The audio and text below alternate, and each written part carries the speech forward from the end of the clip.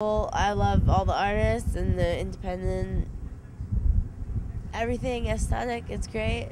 It's awesome. It's very detailed and, I don't know, artsy, I guess. A lot of different styles. I like it. Man, I really like the. I like Corley. Corley? Yeah. Yeah, that's the shit. Oh, cool. That's the Fisher. That's the Fisher.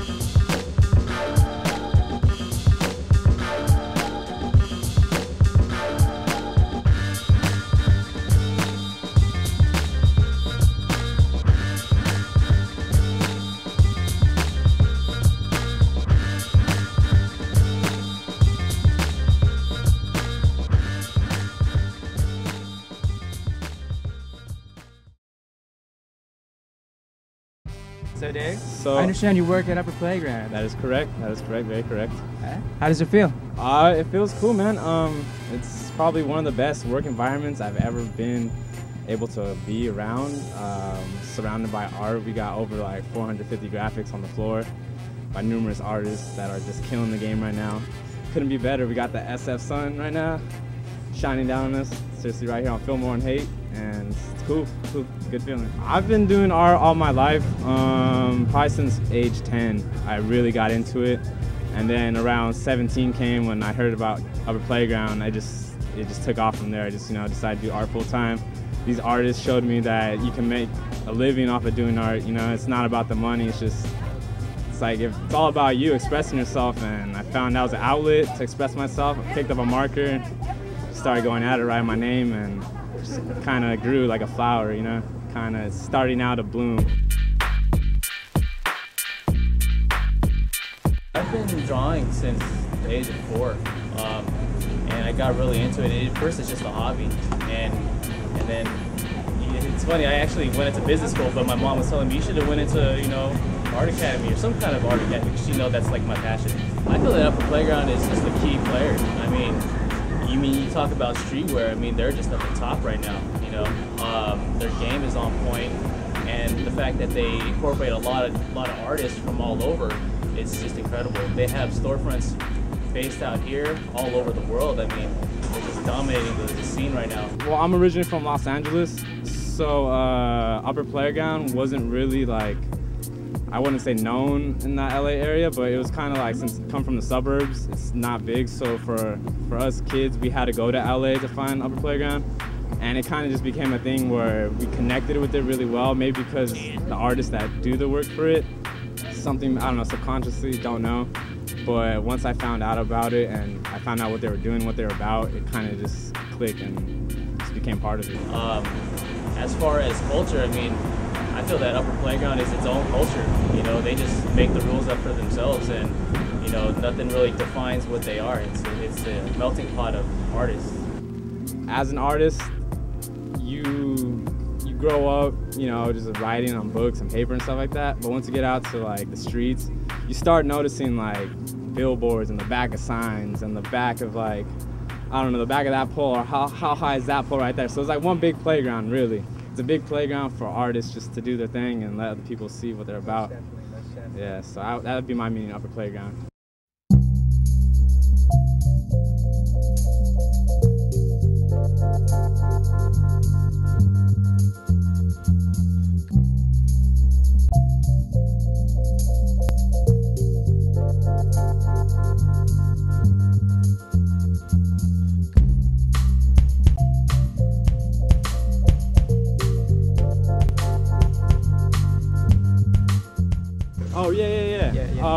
boy Dion, aka Dylonix.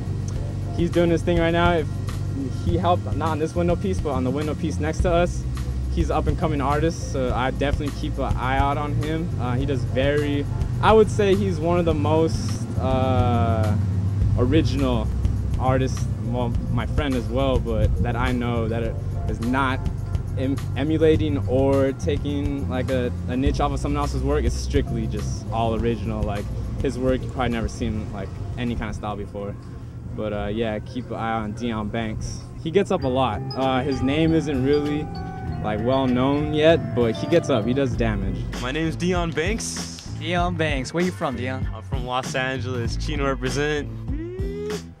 Oh yeah. I moved here mid-November, and since then I've been trying to spread my art everywhere I can, you know.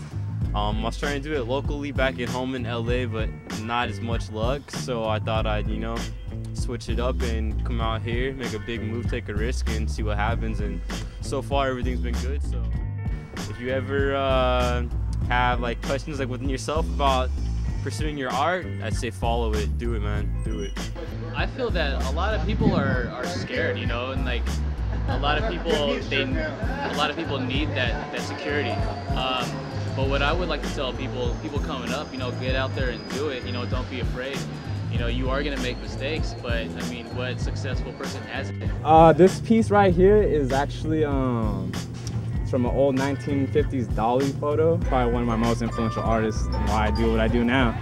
Since like I found out, I think age 12, I found out about his work, you know, and just 10 years in the mix just took off. So he's probably one of my main artists, I would say, #1 artist. And kind of always had this concept of meshing the Walrus with his face, somehow trying to figure it out. It took a minute, but just try to make it very iconic as possible as I could. I did like a color halftone on a black and white picture, so it gave it that dotted look. But overall, it was just, you know, it's something that came to my mind, and wanted to bang it out, and I got the opportunity to do the window display, and I said, here it is, you know what, I'm gonna Photoshop it and get it done. And so that's how it came about. These here, the frames are 25, these are 20, these are 15. And then some of the bigger pieces of cardboard are 10, but then the rest are 5. So they all range between $5 and $25 pretty much. Try to keep it within that range, you know. It's street art, so you can't charge that much for it. But people have been telling me that I need to charge more for them. I mean, which is fine and dandy, but it's like if no one buys them for that price, you know, then what's the use, you know what I mean? So I try to keep it like, you know, in like a nice range, considering like you said the recession and everything. So try to keep it nice and cheap for people, you know. That way I can just get rid of it, get my name spread out there, and that's it. Make some money while I'm at it. All right, we have the whole recession now. You know, people are kind of bummed on life and everything. I would say like little things like this will like, you know, make like you're like say you're having like a bad day. A little piece of, I wouldn't say crap, it's art, but it's not like the greatest thing, you know, ever. But I'm saying like the person comes, looks at this, and this might like make their bad Monday they were having, you know, and they can tell their friends, oh yeah, I got this art. And I mean, like on like the bigger picture scale, I don't think that it's hurting the art world at all, because David Cho had an art show down here and made like over $300,000. Wow. I mean, before the night, I mean before the show even opened, all the art was sold already. So it's not affecting the artists at all, no. I have a lot of pitfalls. I'm still making a lot of mistakes, but what I take from it is the lessons learned.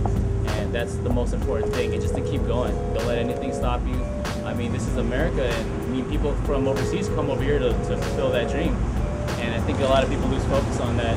I mean, you just gotta make it happen. If you want to, go get it. No, I'd say keep dreaming, man. I mean, if you don't have your dreams, what do you have? You have nothing, you know what I mean? So who wants to fit into a little box, you know, and there's so much other crap that you can reach for, you know, other goals you can grab. And that's the way I look at it. You only live once, so do what you want to do and have fun, yo. That's it. That's all.